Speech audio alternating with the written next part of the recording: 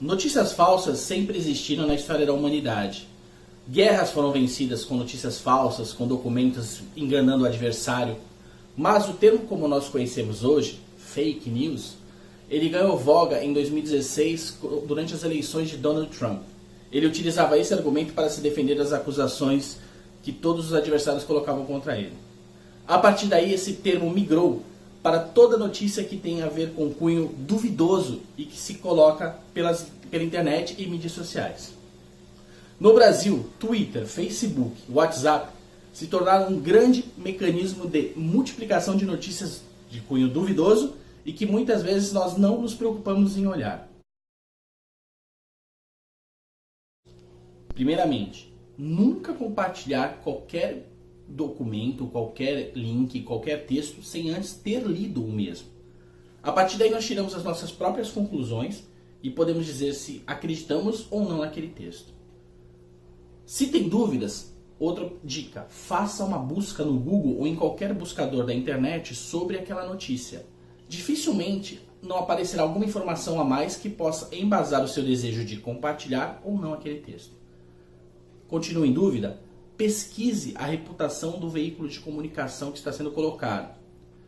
Existem sites de humor como Sensacionalista, Diário de Pernambuco e entre outros que na verdade criam notícias factoides apenas para humor, para brincar e para se divertir. E nessa época de eleições, muitas notícias criadas por esses sites acabam sendo multiplicadas como se fossem verdade. Outra dica também que nós podemos colocar nesse momento são sites específicos para desmascarar notícias falsas, como efarsas, boatos.org, entre outros, e que existem para ajudar as pessoas a não cair em enganação. Outra dica que pode ser utilizada nesses casos, data de publicação.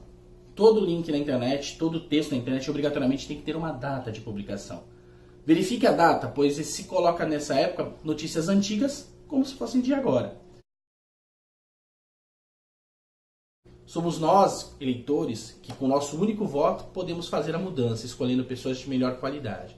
Temos que votar com consciência, votar com coerência e sabendo escolher um bom candidato. Vote em quem? Primeiro, defenda os valores cristãos. Somos católicos e acreditamos em alguns valores que não estão à venda. Segundo, escolha uma pessoa que tenha competência política e seja um bom líder, que já tenha demonstrado isso de alguma outra forma, ou que você conheça de uma situação em que ele demonstrou essa postura. Defenda a vida. E a vida, para nós cristãos católicos, é a vida plena, ou seja, desde a sua concepção até o seu fim natural. Quarto, que defenda a família como plano de Deus. A família como nós acreditamos e como nós conhecemos. Quinto, defenda a causa dos mais pobres e dos mais necessitados. Não dá para escolher um candidato que vai desejar apenas pensar no rico, no mercado e no poder. Sexto, respeite os adversários. Política se faz com diálogo, discussão e conversa, mas não precisa partir para o ataque e para a desonra.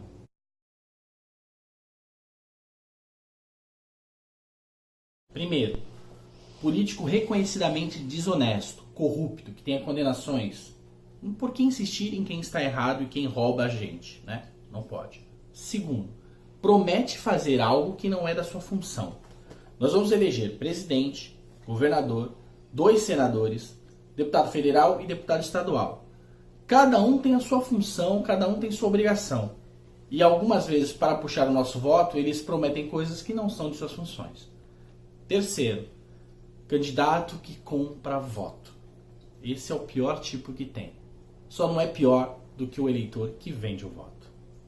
Quarto, candidato e político principalmente que faz da política a sua profissão. Tem gente que está 20, 30, 40 anos nessa profissão e já está colocando os parentes, filhos, netos para seguir no mesmo caminho e torna isso uma dinastia. O segredo da política está em renovar sempre e não em manter sempre as mesmas pessoas. Quinto, políticos agressivos, que são estúpidos, mal educados, que não respeitam o seu adversário. Temos que tomar cuidado com esse tipo de pessoa, porque se ela age assim na campanha política, imagina lá na frente. Sexto, candidato que troca de partido a toda eleição. Esse candidato não tem ideologia, ele não tem um padrão. Fica pulando de galho em galho apenas para conseguir mais uma opção de eleição.